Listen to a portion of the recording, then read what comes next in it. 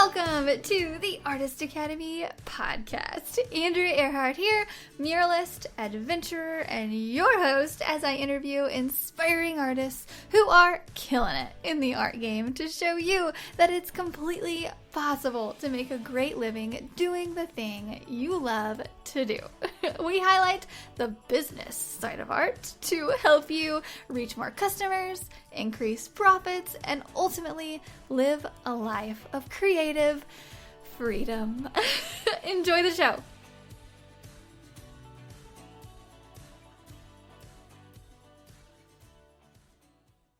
So you want to be your own boss. That's why you've tuned in today. Maybe the idea of working for yourself sounds like way more fun than listening to someone else tell you what to do for the rest of your life. Maybe you've seen the headlines on the blogs and the videos, and you've seen the highlight reels of people being their own boss, and you see how great of a life that is, and you've fantasized about doing it yourself. Well, today I want to talk about what being your own boss actually means. The good, the bad, the ugly, all of the things that really you need to come to terms with in your own mind. So maybe your own mental milestones, 3 steps, 3 mental milestones that you need to have in order to be your own boss. And I have learned all of these the hard way, and I'm still learning day to day on a couple of them just to make them really set in my mind. Because I come from a world of people telling me what to do. As we grow up, we're in school and we're taught to do this and write this way, and we have to raise our hand to use the bathroom, and it's very systematized. And after school, they kick you out and they say, okay, be your own boss, make your own way. And for those of us who have no idea what that is, we've had to learn it on our own. And so today I'm going to talk about 3 steps, 3 mental milestones that you need to hurdle over in order to do that. But first, a little bit of a life update, because what I've been doing recently kind of fits in with this whole be your own boss thing, because I am just now, at the time of this recording, getting off of 2 back-to-back week-long vacations. And I'm mentally getting back into the groove of working and being my own boss again. So I just got back from the U.S. Virgin Islands in St. Thomas for a week, and we went with 14 of our closest friends out there and swam and snorkeled and drank a lot of beer and just enjoyed life for a week. And then 2 weeks prior to that, I had just got home from a week-long ski vacation up in Wyoming, where another group, some same friends, some different, of 14 of our closest friends, went up and we skied and went snowmobiling, or as they call it, sledding up there, and again, drank a lot of beers and just had a really great time. So essentially, I have been off work for half of this past month. So 14 days out of the last 30 days, I have been off work and enjoying life, and it has been pretty dang great. To the point to where it just has made me realize, just getting away and being in an airport again, that was super weird and super fun, but it just made me realize that there is so much more than work. And as I'm coming back, I'm really just coming back with a clear head and assessing how much I want to be working, being that I have put in the hours and the years of establishing this career. And now I'm kind of on autopilot, and I can be on autopilot. And so I'm just trying to figure out how much I want to work and how much I want to play this year. And, anyway, so taking off 2 of the last 4 weeks, that is a rarity in the United States, especially if you're listening and you're outside of the United States. Taking 4, 6, 2 months vacation might be normal for you, but in the United States, it is not.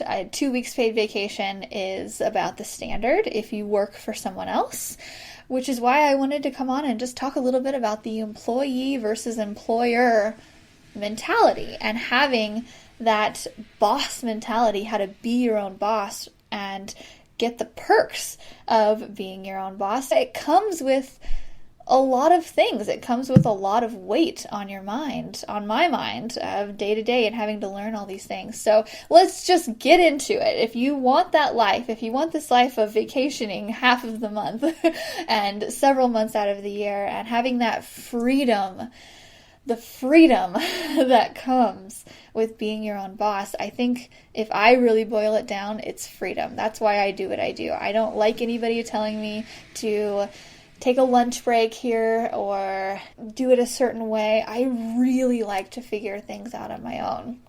Which brings me to point number 1, the mental milestone that you need to get over if you want to be your own boss. And it's just realizing that you're going to have to figure literally everything out on your own until the day you die.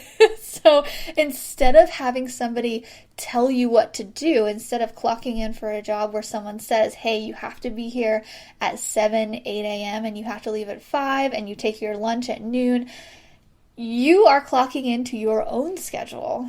And instead of getting someone to, or having someone there to be like, hey, how do I do this exactly? You have to figure it out on your own. So congratulations, you've just signed up for a job where you have to figure everything out completely on your own, unless you hire someone. So unless you take the responsibility and you spend your own money and join things like the Artist Academy, or hire a mentor, or go to school and spend money on a tuition, things like that, you're going to have to figure everything out on your own unless you do something about it. And a quick story on this topic. One of the times in the very beginning of my art career where I harshly realized that I had to figure everything out on my own. So taking you way back 6, 7 years ago, I first got hired by a popular outdoors company. I'm just going to say it. I got hired by Bass Pro. I'm really not sure if they want me to use their name officially. They have a lot of rules. So sometimes I say like outdoor company. Sometimes I'll just go and say Bass Pro. I don't know. Anyway, so when I first got hired by Bass Pro, I was on my first job, and when I say got hired, it's more like they contracted my services. So I was not an employee with them. I was referred to them to complete a job, and they flew me down to Tennessee. That was the first job I ever worked for them on. And I show up, and it was very much not an employee type of thing. It was very much like they signed me up and I went down there and I had to complete a job for them, which really is the life of a muralist. That's what I've been doing from like here on out. Like people hire me to complete a job and I complete the job. This was my first job, and when they brought me on, they thought that I was a very experienced logo painter, sign painter, and I had done a couple and I just didn't correct them when they had mentioned. They just didn't ask how many I had done. So I was like, yes, I've done that before. Yes, I've done that. I didn't say I'd only done it once.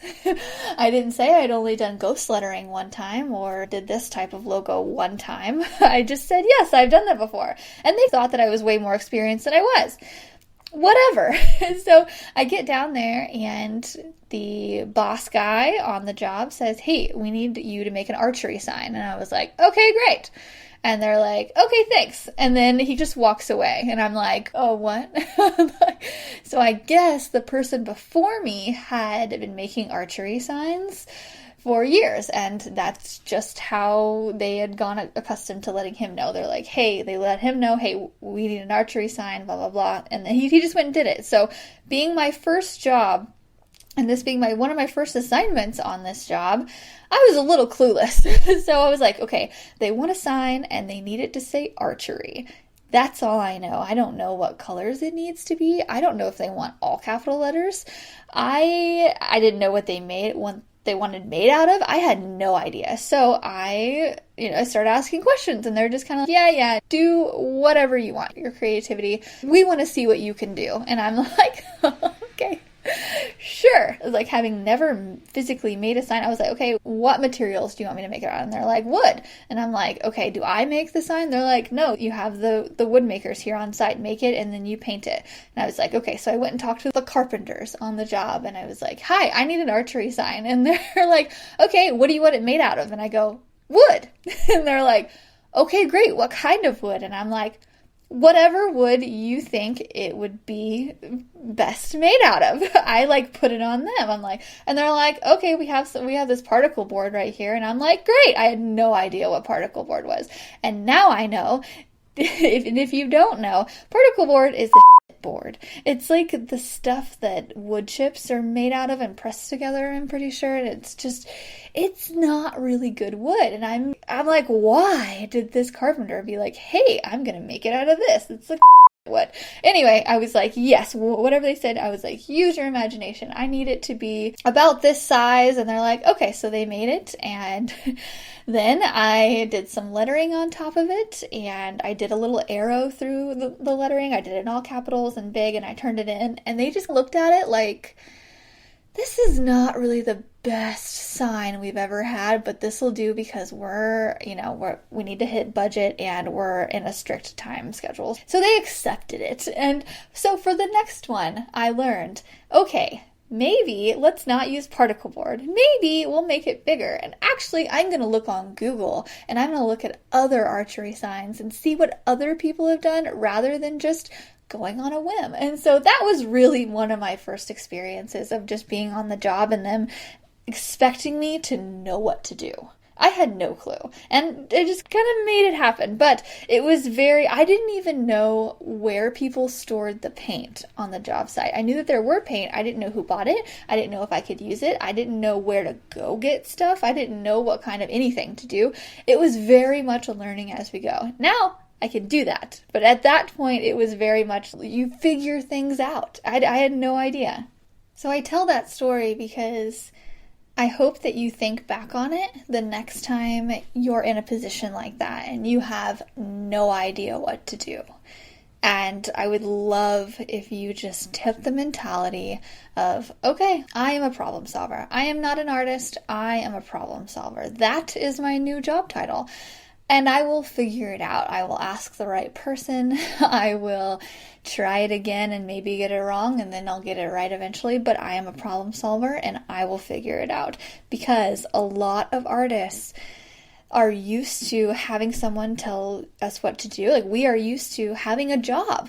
We are used to having a boss and having them be like, okay, this is a video of how to exactly do this. This is exactly how I want it done. This is how things are graded in school. They tell you exactly how to write a paper, exactly how to do your math homework, exactly what answers to put in this area. And if you go outside of that, it's wrong. Like, we are conditioned to follow all of these rules. And now, as artists, we are the rule makers. We are the problem solvers.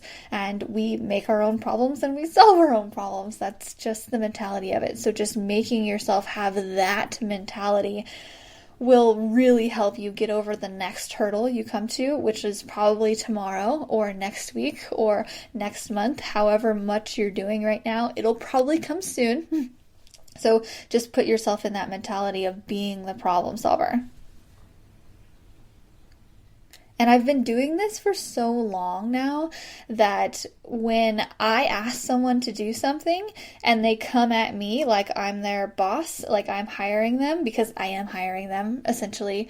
But when I hire someone and they're not their own boss, it like triggers my mind. Oh, wait a second. Okay, this is different. I have to think back to when I was an employee and what the direction that I wanted, because my immediate thought is that everybody is their own boss. Now that I have this mentality and I'm so in it every single day, just realizing that there's really nobody to lean on here and I have to figure stuff out on my own. When I ask someone to do something and they come at me with all of these questions that they could easily figure out on their own, I get a little annoyed, to be honest, because I'm like, what? You don't have this be your own boss mentality? What? Nobody has ever told you this? Like, why aren't you doing this in your daily practice? That's like immediately, and I'm like, no, calm down. They just don't know. They are used to being told what to do, so I need to tell them what to do. For instance, I did a lot of window painting here recently, and I offered the window painting removal for like $50 $75, whatever, and I had this genius idea to hire my mom to do it. So a little bit of a backstory, just like 30 seconds worth. My mom is a very strong-willed, hardworking person. She just doesn't really have a job that makes a lot of money. I thought it would be a perfect opportunity for her to make a little extra money, and she just has the personality, the go-getter, the cleaner. Like, she loves to clean and make things perfect, and she's not afraid of getting dirty and just really getting in there and working hard. Like, she goes fishing every weekend. I call her like a dad mom. She watches football. She is the perfect person to clean windows, and she would benefit from it financially. Anyway, so I hired my mom. Okay, Mom, come here, pick up the stuff, and go to the window. And I'm like, it took me a second to figure it out, but essentially get it all wet and then scrape it off and then just put it all in the trash can. And she's okay. So she comes and she's asking me all these questions, and I'm telling her, I'm like, you go, girl. And she goes, and she calls me 5 times in 2 hours to update me on all the ways that aren't working, on what she's figured out that is working. And then she tells me what's not working. And I'm like, why don't you just do it this way instead of doing that? Just wipe off the squeegee before it has a chance to hit the ground. She goes, oh, okay. And then, it was just this whole process. And then in talking to her, I was like, oh, wow, my mom is an employee. I forget. She feels the need to check in with her boss because that's what employees do. So she was calling me to check in, and I was getting annoyed by it. I'm like, why are you calling me? I'm hiring you to do a job. Like, you're a subcontractor. Go do it. Just let me know that it's done. And I will say, a lot of the people that hire me for murals and a lot of people who are going to hire you for murals, they just want the job done. They don't care how you do it. If you send them an update, perfect. Tag them on Instagram stories. I mentioned that a couple times for fun, but not to report back. And they don't care really when you work. They don't care how you do it exactly. They just care that the job gets done. And that's all I cared about too. When I hired my mom, I'm like, just clean the windows, let me know when you're done, and then I will pay you. And I will also bill the people. Like, I'll do all of that. You just clean the windows. And it's just so funny. The whole time she was just like, do it like this. Can't do it. And the whole window, anyway. It was just a whole experience because she had to figure something out, and I didn't provide her a video to do it. I was just like, you'll figure it out. Just get it wet first, squeegee it off, you'll figure it out. And that just blew her mind because someone wasn't exactly showing her exactly what to do. Another story on that same type of thing with window cleaning. Again, I needed a window clean like that day, and my mom wasn't available, so I posted on Facebook. I'm like, hey, I just need someone to clean a window really quick today. If they could do it by 3 o'clock, that would be perfect. And I had one of my friend's sisters say, hey, I can do it. I know her. We're friends. Like, I've seen her. I see her maybe 5 times a year. I don't know. Anyway, so I was like, hey, so I had her meet me over there, and I gave her the supplies. I'm like, you'll figure it out. And same thing as my mom figured it out. I was just like, whatever. I was busy. I had to get to a job. So she did not, this is a different approach that I didn't expect, but she did not message me every once in a while. She did not check in. She did the job. She was figuring it out. And I guess at some point she ran out of the Windex that I had provided for her, and she just stopped cleaning at some point. I don't know. She got off as much as she could, and then when she ran out of Windex, she was like, okay, I'm done. So she texted me that she was done. I was like, okay, thank you so much. I was like, man, that was so easy. Anyway, I go to the window to go paint on it a couple hours later, and it was like she tried to clean it off. And she tried, and there were still little bits in here and there. So I texted her because the people who own the business were like, this is not good. No, like, this will not do. And they were kind of mad. And so I de-escalated them, and I messaged her. I'm like, hey, are you going to come finish? She's like, no, I ran out of supplies, so I just left. And I'm like, oh, so you ran out of supplies? She's like, yeah, I did what you told me to, and I used up what you gave me, and then I left. And I'm like, so you didn't think to maybe run to the store and get more Windex so that way you could really do the job really well? She's, well, no. And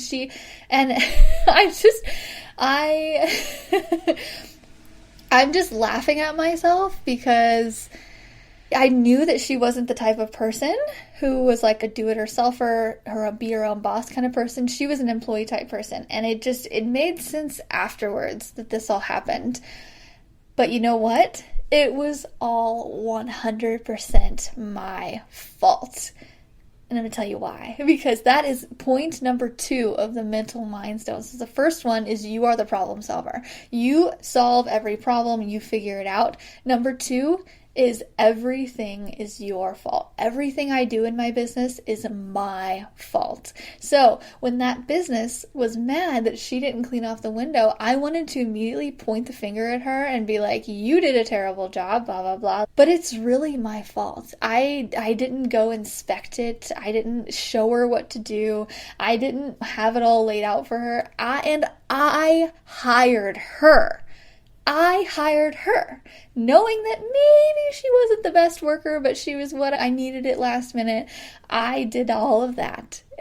And it's fine. I fixed it because it's my business. So I cleaned the rest of it off and it was fine. Everything was fine.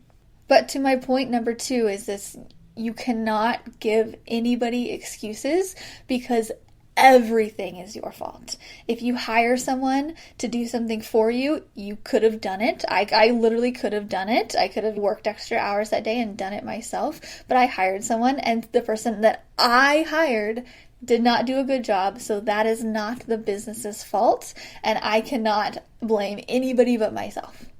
So the next time that you are trying to blame literally anything, but we point fingers at everything else except for us all the time. And I think the minute that we stop giving excuses and we start just saying, okay, yep, it's my fault, this is how I'm going to fix it, and this is why I'm not going to do it again, and this is how I'm going to overcome it, and maybe looking on the positive side, at least it wasn't that bad, and it's an easy fix. The sooner you have that mental shift of everything is your fault, the reason you are not busy is because of you. It's not because of the economy. It's not because of politics. It's not because you live in a small town. It is you have the ability to reach out to everybody in your town. You have the ability to go to the next town over, to start knocking on windows. You have the ability to post every day on Instagram, but you're not doing it because of your own laziness. So the very second that you say, okay, this is all my fault, how can I make it better? Your life will change. Also, with your scheduling, the number one excuse that I get is, I don't have time for this, or so-and-so wants me to go here with him, or my husband wants me to do this for them. That's what's taking me away from my job. It's 100% your fault for letting someone else control your schedule. For example, I had a friend who her boyfriend wanted her to make him lunch every day, and her boyfriend wanted her to do this and that, and he just wants me to do all these things so I can't paint. And I'm like, girl, what? Like, you are letting him dictate your schedule. It's you. Like, there's no more victim mentality in this. If you're not getting something done, it's your fault. For example, I'm putting it on me. My husband, Ryan, he doesn't work as much as I do. He already has his business set up, so he really loves to play as much as possible. And one of his versions of play is taking a 2-hour lunch in the middle of the day. He loves to go get lunch and chat and just enjoy his life. And kudos to him for having the mentality to do that. I love that. But in the beginning, when I stopped working for Bass Pro as much and I had to build my own thing, I was home a lot, and he would always get me to go lunch with him, and he would always get me to run errands with him and go out to his parents' house with him and do this, and because he was doing it, because he has the means to do that, and he wanted a companion, and I wanted to go with him, so I was like, okay. Or even when I didn't want to go with him, I wanted to please him, and so I went along. And finally, after about 6 months, it took a long time, but after about 6 months, and now he knows that I am not playing. He is not getting me to go to lunch in the middle of the day if I am busy. And I always tell him, you are wasting time. You are wasting my 8-hour day, and it's not happening. So eventually I was like, hey, I can't go do this with you. I really need to put some time in to paint, even if it's not an immediate profit and we're not getting money from it today. I need to put this time in to paint because it's going to eventually profit, and or I need to work on a project, I need to create ideas, I need to do all these things. I cannot go to lunch with you. And I had to really create that boundary. So I want you to ask yourself, is there somebody who's expecting all of these things from you? Is there anybody that you're letting come in? Don't blame them. It's not their fault. It's not Ryan's fault that he has all this time and wants to hang out with me. It's not his fault at all. It's my fault that I'm letting him do that. And now, like, he loves to go hunting on the weekends and what. I love to let him go hunting. That way I can have a weekend to get all this stuff done.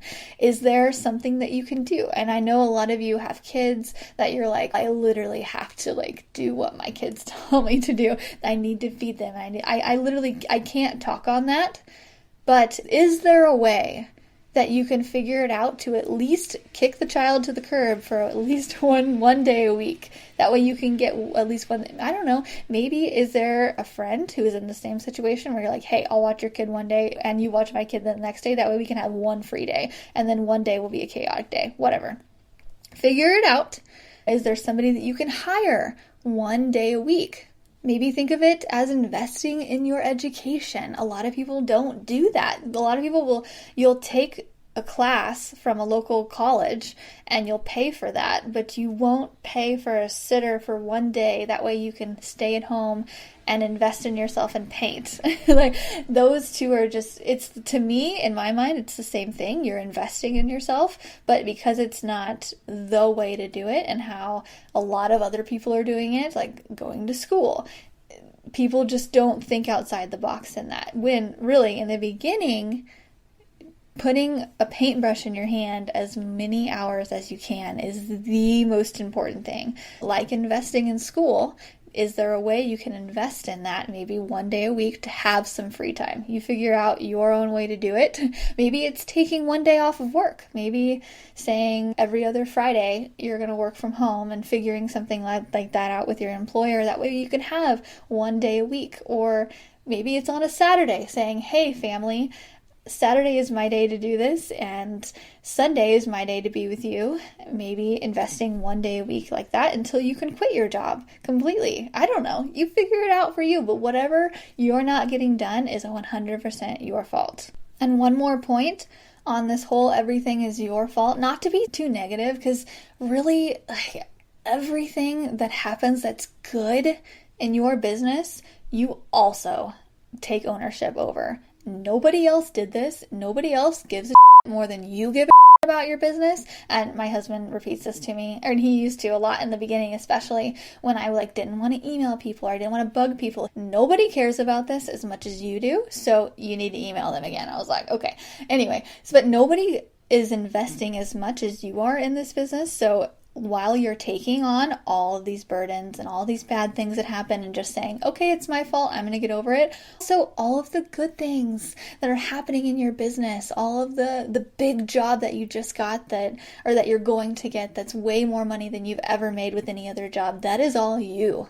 It's all you. It's because you are putting the time into it. It's not it's not 100% luck. It's not because someone referred you. It's not all on them. It's because you are showing up and saying, hey, I'm available to do this, and you're putting it out there, and people referring you and little bits of luck that you're getting are because of the work you're doing. So don't be so quick to be like, oh, I got lucky from this, or I got lucky to meet this one person and they are the one referring me to this. Don't put it off on them. It is all on you. All the good that's happening is because you are practicing with that paintbrush and people are watching and those people are noticing and they're helping you. But ultimately, it is you. And one more thing. So one more just negative thing on there too, because I just recently had a customer experience that wasn't so good, which are really few and far between. I maybe have one, maybe two bad customer experiences per year. And I recently just had one because I was painting for this bar downtown, and they wanted a certain amount painted, and then when I got there, they asked for more, and I didn't say it was going to cost more, and so I assumed that they knew it was going to cost more if they wanted double painted. So anyway, at the end of it, I literally painted way more than they had originally asked for, and I was like, hey, I'm going to charge just a little bit more, and not double. It wasn't asking for double, even though I painted double. I was like, hey, I'm just going to up it about $150 on your total bill. Is that okay? They said, absolutely not. That is not what they agreed on. And I was like, we agreed that I would paint 4 windows, and we had painted all of them, which is double. I agreed to paint it at this price. I'm not charging you double, but I did do work. I need to be paid more. And they're like, nope, you never said that. You never told us that you were going to have to be paid more. We just assumed. I'm like, anyway, it was a big deal. To me, it was a big deal. And that's as bad as it's gotten. And we ended on not very good terms because they were just complete assholes. Just complete. And they did not see it my way. I didn't see it their way. I finally just threw my hands up and I was like, okay, but you know what? It's my fault. It's my fault that happened. And I don't want to work with them anymore. And I'm not doing that, but it's my fault that I didn't raise my hand and be like, okay, if you would like more painted, it's going to be more, because likely they would have told me no. Even though I come at this with the Midwest handshake. Hey, okay, yeah, I'll paint this for you, sure. Everybody's super reasonable the majority of the time. And this has happened to me quite a bit. Like, people wanting more painted, and at the end I'm like, oh, so you requested more painted, it took me longer, it's going to be more. 99% of the time, people are like, okay, yeah, I totally see your point. That makes sense to me. Yes, I'll pay more. But this one time, they did not see it like that, and it's ultimately my fault. I'm tucking my tail between my legs, and I'm just like, fine. And it's a lesson learned, and it's my fault.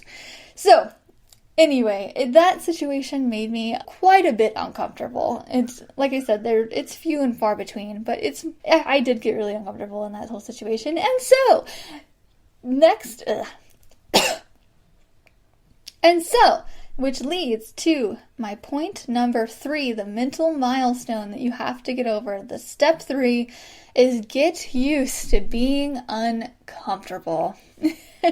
And just to give like a number to it, I would say the uncomfortableness is about at 100% in your first year. It just is. Everything's new. You're still getting used to being your own boss. You're getting used to pricing. Your painting abilities, you're questioning them. You don't think you're good enough. You're not sure what you're doing. Your website looks like a newbie created it and you know it. And like, it's just the uncomfortableness in your first year is at an all-time high of 100%. And then your next year, it's at about 80%. And then the next year is at about 60%. And I don't know that it ever gets to 0%. Actually, what do I know? I'm 31 years old. Yeah, 31. And I've only been in it for 7-8 years, something like that. So I don't really know what it's like in 20 years. It could be at a 1% uncomfortable rate. It could be at 0. I have no idea. But I'm going to imagine that there's always something that will make you uncomfortable. For instance, in the beginning, it was my painting abilities, and then it was my ability to get new customers, and then it was talking to new customers and not feeling worthy, and just I had this weird mental block that people wouldn't take me seriously because I was a really young girl and I liked to wear pink and I didn't talk professional all the time and I liked to be really excited, and I just had this thought that people didn't take me seriously. So after I got over that, I'm pretty much over that now. That's just who I am, and I'm, actually growing up a little bit more and being a little bit more okay with everything. And I think as we all get older too, it'll get a little bit easier. But in the beginning, it's all uncomfortable.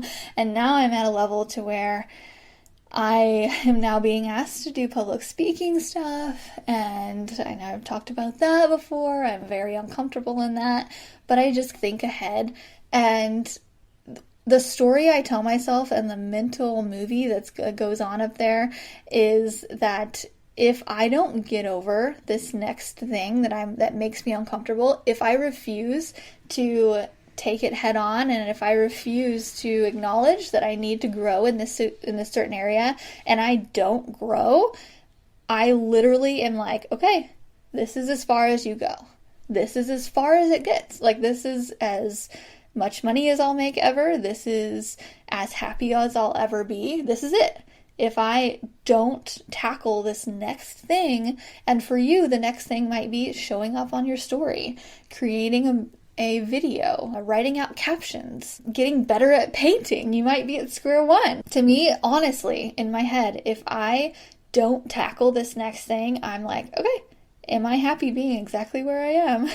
I will never know what the next level is because I am too uncomfortable to grow at all, which sometimes it's a slow growth. Right now it's a slow growth. I've been trying to get over this thing for the past 2 years, basically, of public speaking and just saying whatever I want to whoever I want, like my husband does so effortlessly. I don't understand how he can do that so well, but I know that's my next level, and I would really love if you could just point out your next level. Maybe write it down in your notes or say it out loud, something. Just realize what your level is. What's the next thing that you need to do? What's the thing that's making you really uncomfortable right now?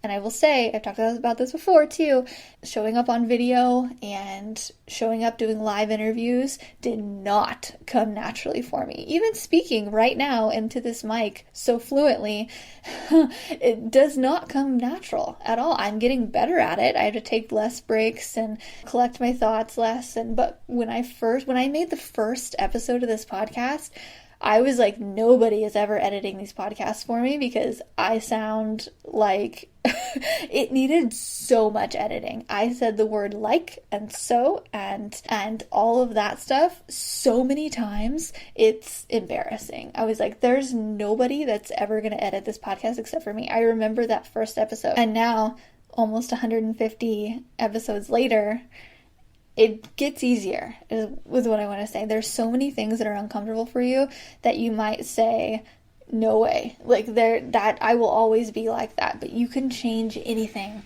Anything is if you just have practice with it. So figure out what that next level is for you and call it out. Call yourself out. And then work a little bit every day or every week or whatnot towards being better at that thing. Because if you don't, I really truly believe this, that if you don't go over that next hurdle, then you're not going to go anywhere. You're not going to get any bigger than you are now. You're not going to create the art career of your dreams or whatever.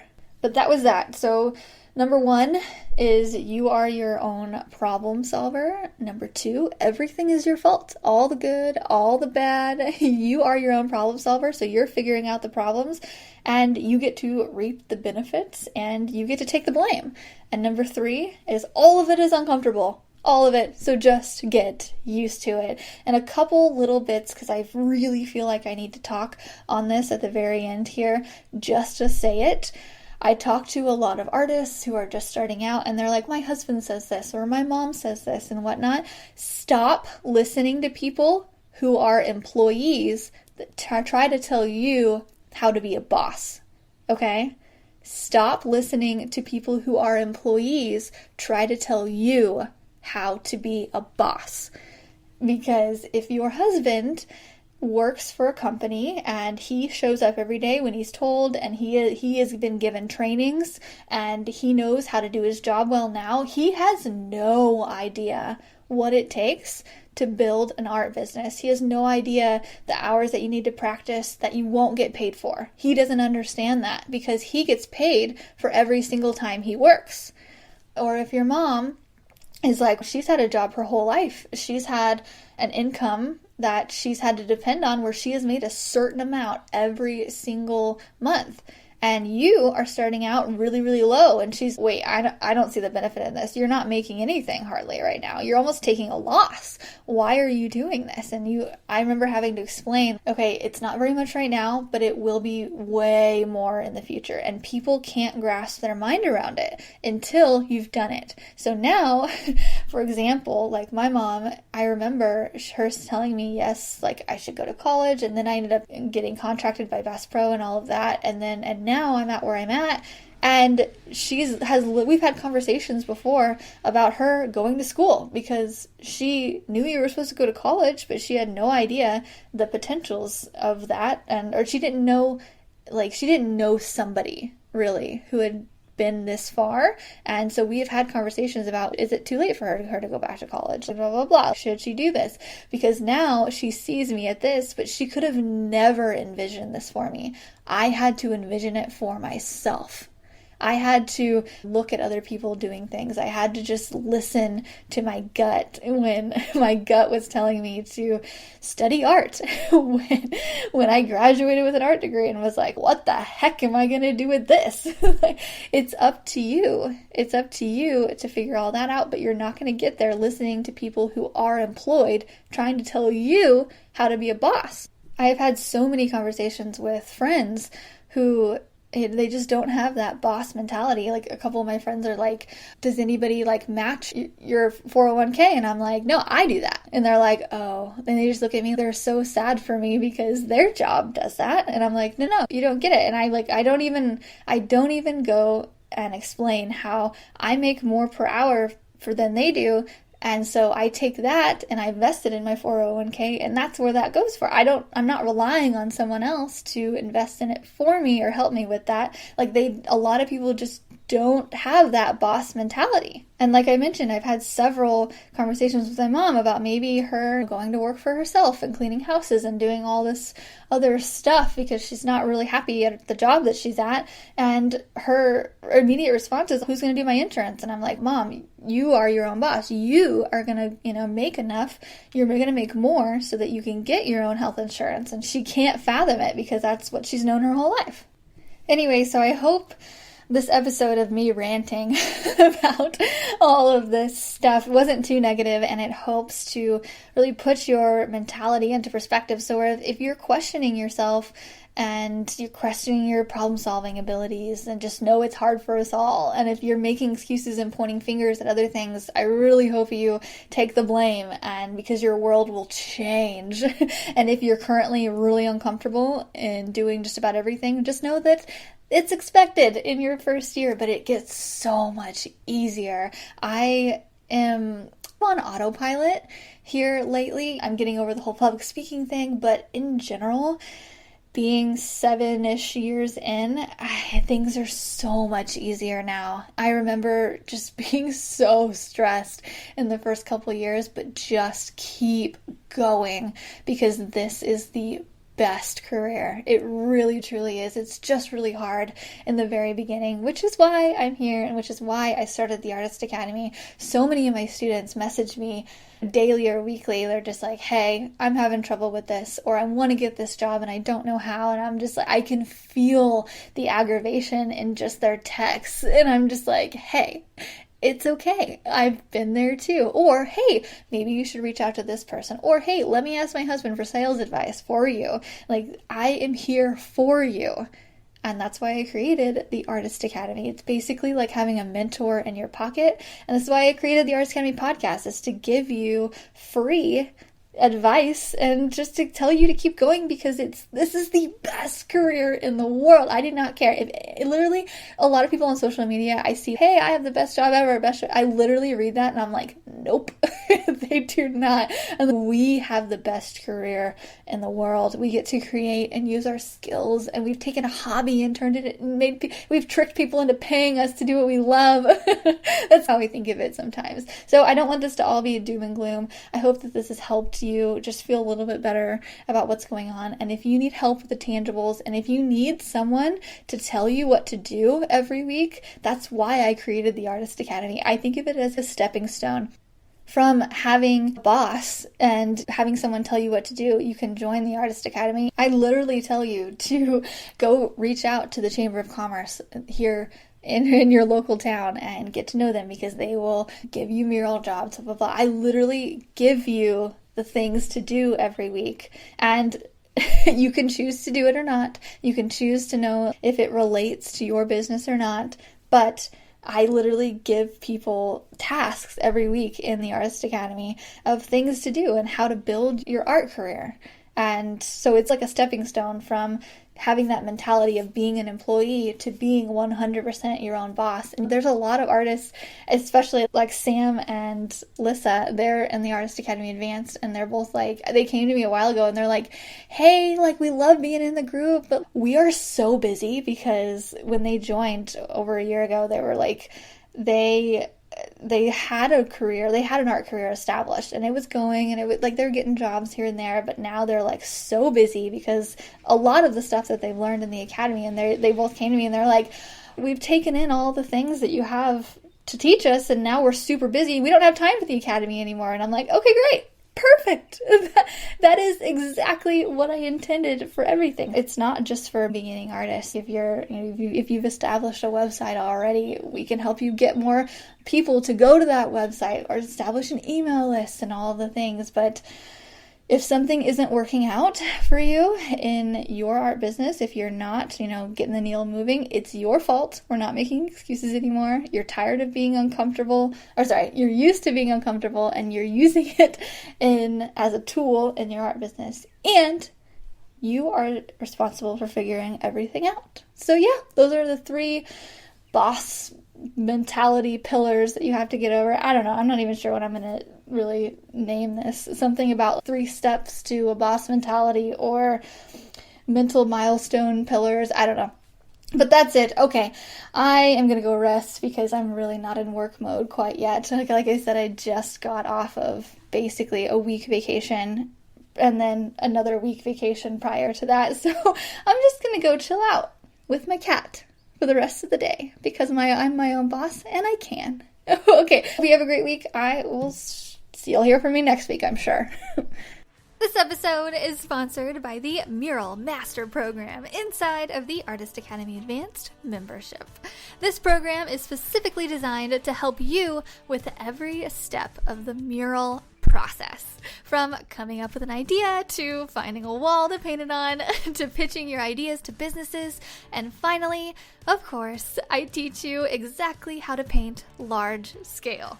Murals are a lot of fun and a great way to grow your art business. I know, because it has been one of the top ways that I've been able to grow my own art business as quickly as I have. With several years of experience as a muralist, I've dialed down the painting techniques, the proposals, the pitching, the whole bit. And now I've compiled it into one resource for you called the Mural Master Program. This is included inside of the Artist Academy Advanced membership, and I would love to invite you to join us by going to artistacademy.co, that is artistacademy.co, and click the link to see the Mural Master Program and learn more. If you've enjoyed this episode, don't forget to subscribe and leave a review. If you review our podcast and send a screenshot of that review to me on Instagram, I am Art by Andrea Earhart.